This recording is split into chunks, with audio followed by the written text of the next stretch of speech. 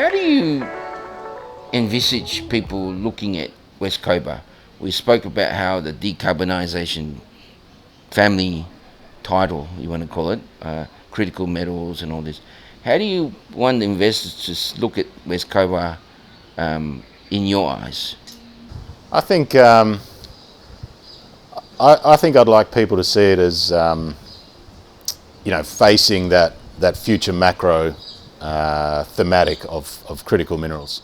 I think both rare earths and lithium are so key to the electrification of everything that, the way I see it, the world just needs a lot more of all those supplies. Again, we're lucky in Australia. We can go and look for these minerals. There are places, as you know, in the world that like the idea of electrification, but they don't want to look for it in their own backyard. So, I think what I'd like people to associate West Cobar with is, a play on that future thematic. And if we have success by de-risking our rare earth project, and moving it forward through development curve, if we have success through finding some lithium on our tenements, that is awesome exposure in that burgeoning thematic. That's how I see it. Going back to Salazar, you talk about de-risking and things like that. When I first came across the Salazar deposit, obviously, not many people out there in this sector have a resource. Not many have the grade that you have, because it's decent grade.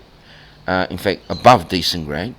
You've got this potential alumina deposit on the top. So in my feeble mind, I'm thinking you must be something different to the rest of them, because it's not common. Do you think that do you feel that, or should we look as investors that your level of de-risking is at a better stage than the rest of the players? Not saying that you're better on anything, but just in stages. Do you think that can play a significance to the potential of the deposit? It's a really good question, Noel. I think we've certainly got a couple of key factors in our favour.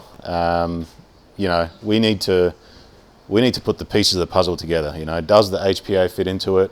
We've got a scandium zone in the resource as well. Do we focus on that as well? I think the challenge at the moment, the way I see it, is, there are a lot of rare earth projects. You see it every other day. Someone announces a rare earth hit.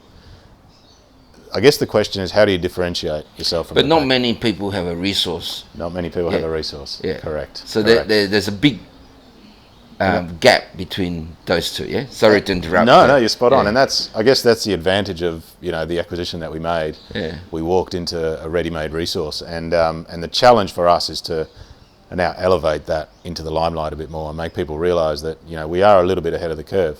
All these guys are snapping at our heels, and everyone has their own advantages, but for us, it's really about I would say, if you look at what we've got, I'd say we're undervalued. I know every MD will say that, but I think if you look at the comps, like you say, not many have resources out there, and we're certainly working hard to add to the resource, to figure out the met journey. So I think, we certainly have some unique characteristics now, and that's what I'm really focused on, drawing out over the next few months, I suppose. Yeah.